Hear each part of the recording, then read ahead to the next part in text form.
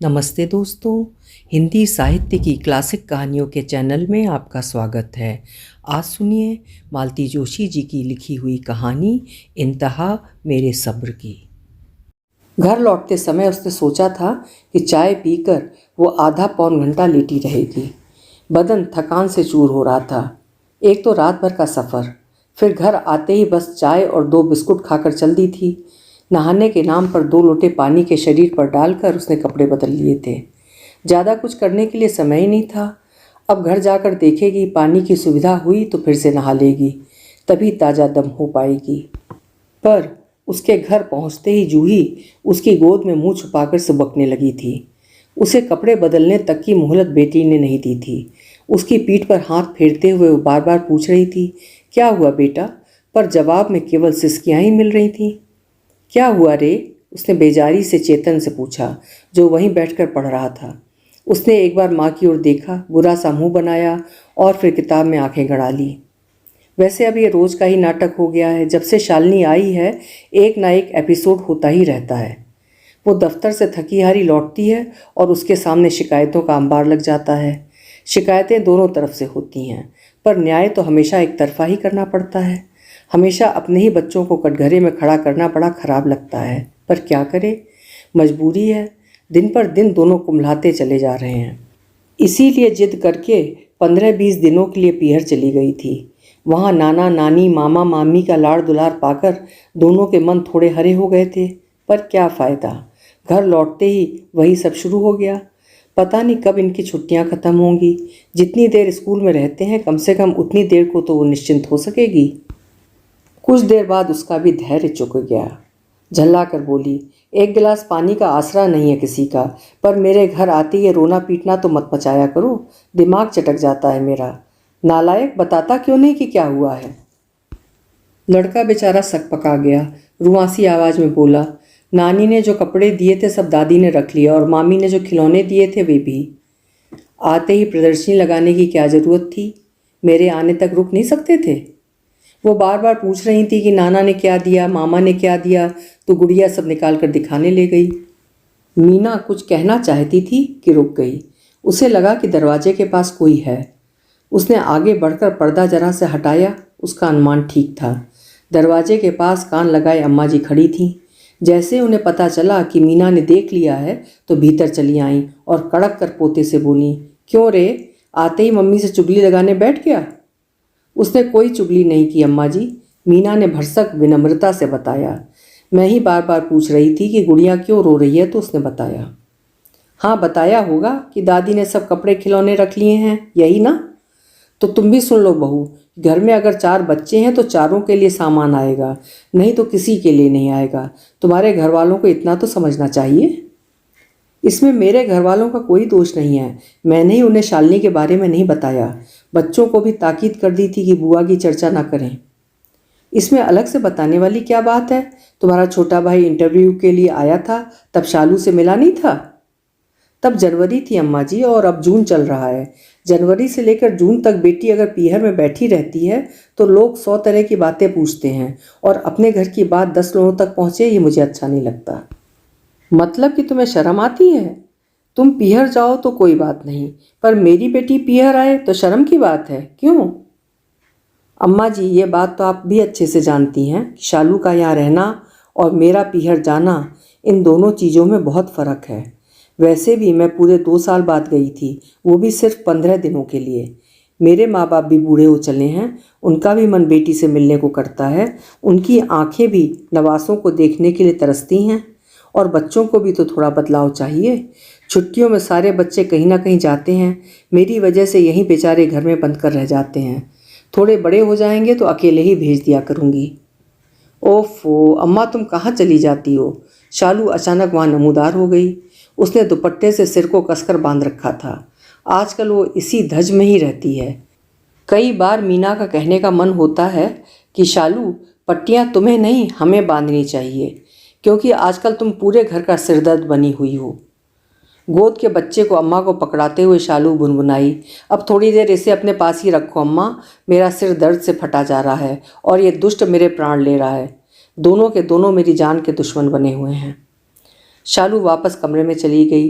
रिरियाते बच्चे को थामकर अम्मा जी ने बड़ी आशा से तीनों की ओर देखा। चेतन किताब में डूबा हुआ था, जूही माँ की गोद में लेटी थी। अगर बच्चों की माँ वहाँ न होती तो अम्मा जी शालू के बच्चे को दोनों में से किसी को जरूर पकड़ा देती, पर अब हिम्मत नहीं पड़ी। सिर पर पल्ला डालकर खुद ही बाहर निकल गईं। शरीर पस्त था, मन खिन्न था, कुछ भी करने का उत्साह नहीं था, पर आराम की मोहलत ही नहीं थी। ढेर सारे काम, खासकर रसोई उसकी बाट जोह रही थी। उसकी गैरहाजिरी में माँ बेटी ने मिलकर जैसे तैसे निभाई दिया होगा, पर उसके रहते कोई रसोई में पाँव देगा इसकी आशा नहीं थी। सबको खाते खिलाते 9:30 बज गए। जैसे तैसे रसोई समेट कर बाहर निकल आई और गुड़िया को सुलाने के बहाने उसके पास आकर लेट गई। पलकें नींद से बोझल हुई जा रही थीं, पर वो उन्हें प्रयत्नपूर्वक खोले हुए थी, नहीं तो अनिल बुरा मान जाते। पति पत्नी कोई 20-22 दिन बाद मिलने वाले थे, पर मीना जानती थी कि अम्मा जी ये मिलन सुखद नहीं होने देंगी। उन्होंने बेटे को रोक लिया था, तभी वो समझ गई थी कि खूब कान भरकर भेजेंगी और वे कमरे में आते ही बरस पड़ेंगे। शुरू शुरू में जब ऐसा होता था तब वो पूरी पूरी रात रोती रहती थी, पर उस छुई मुई उम्र को अब वो पार कर चुकी है और अब वो भी तुर्की बतुर्की जवाब देने लगी है। जानती है कि उसकी शालीनता को जनता ने कमजोरी समझ लिया था और अब वो ये गलतफहमी दूर करने पर उतारू है।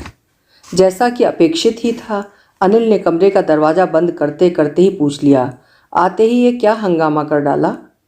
कैसा हंगामा? वैसे भी हंगामा करने की आदत आपकी माताश्री की है, मेरी नहीं।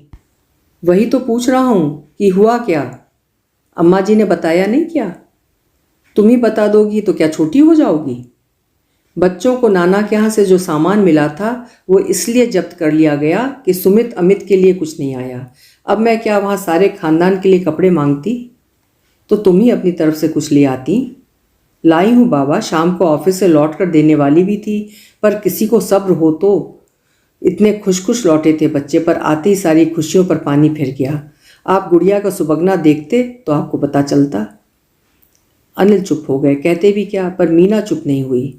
बोली, मेरी और भी 2 बहनें हैं, पर किसी की ससुराल से फरमान नहीं आता कि हर बार पूरे खानदान की पहरावनी करनी पड़ेगी। यह सिस्टम आपके ही घर में देखा है। मुझे पहली बार में ही जता दिया गया था कि वहाँ से आएंगी तो इकट्ठी 3 साड़ियाँ आएंगी। जब 3 आने लगी तो शिकायत हुई कि वे नौकरानियों के लायक भी नहीं हैं। अब एक के बजट में 3 आएंगी तो ऐसा ही होगा ना। तब मैंने ही माँ से कह दिया कि मुझे साड़ी वाड़ी देने की ज़रूरत नहीं है, जो देना है अपने नवासों को दो।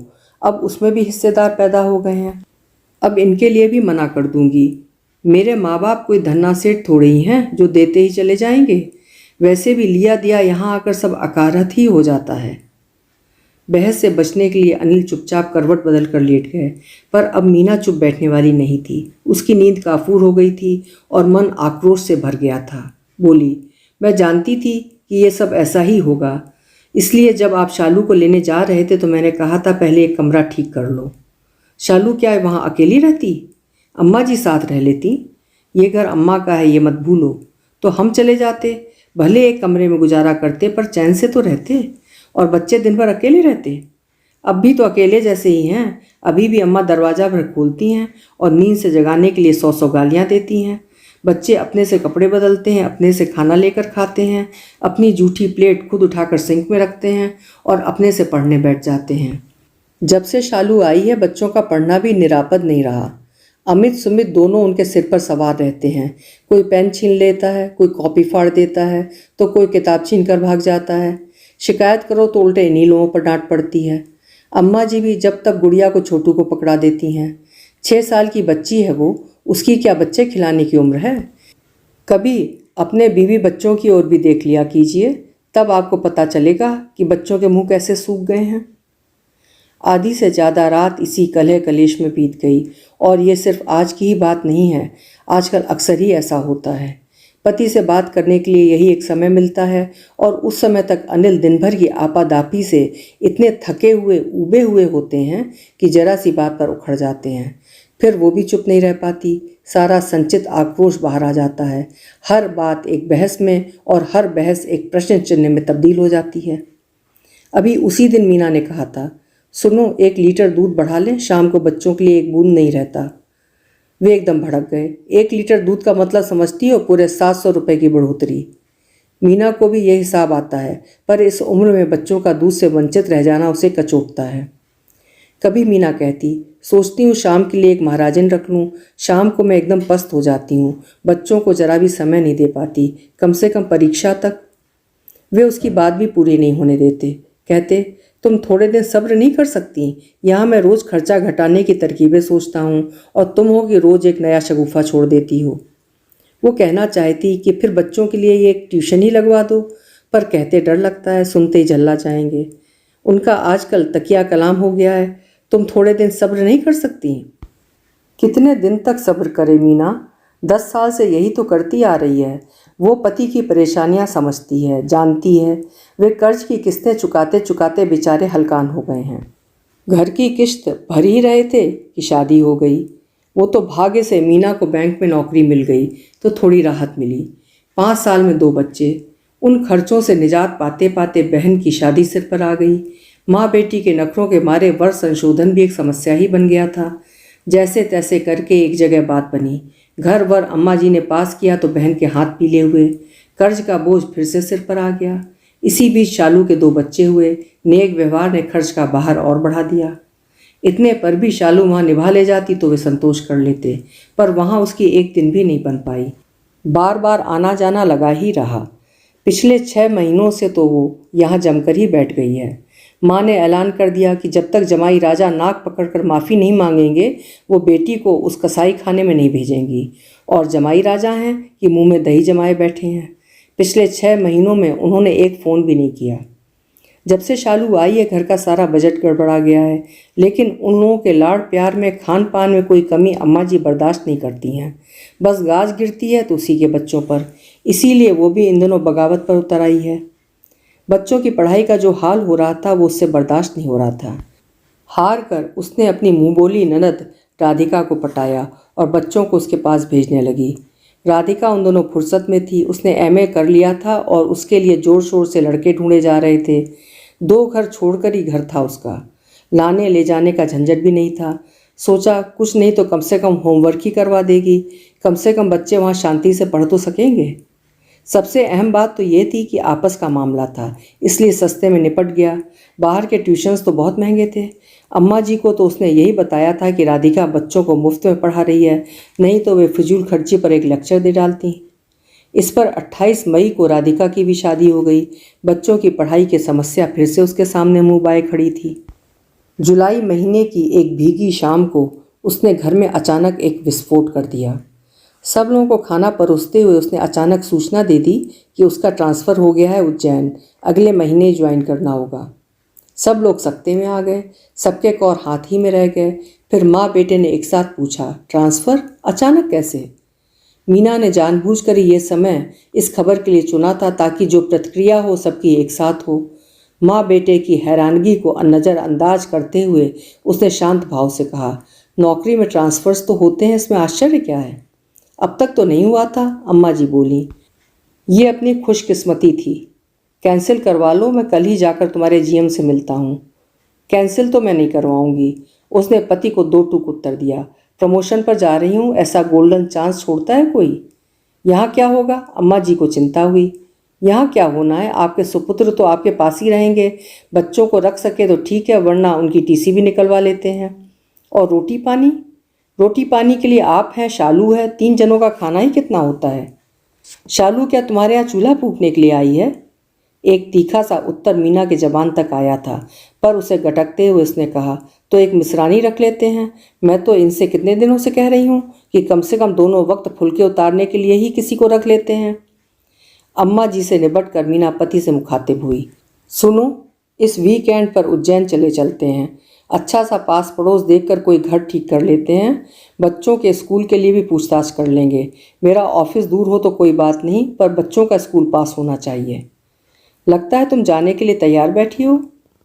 अरे इतनी अच्छी पोस्टिंग है, मेरे मना करने भर की देर है, कोई भी लपक लेगा। फिर बाद में किसी वज्र देहात में फेंक दिया तो मुसीबत होगी। आजकल हर कहीं तो बैंक की शाखाएं खुल गई हैं। मैं अकेली तो खैर कहीं भी रह लूँगी, पर बच्चे साथ हों तो उनके हिसाब से सोचना पड़ेगा ना। और फिर उज्जैन ऐसा दूर भी नहीं, आप भी शनिवार इतवार को आ सकेंगे। अपनी तरफ से विषय का उपसंहार करके वो सोने चली गई।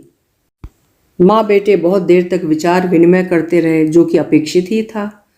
उसका निष्कर्ष ये निकला कि कमरे में आते ही अनिल ने मीना से कहा, अम्मा का ख्याल है कि ट्रांसफ़र हुआ नहीं है, करवाया गया है।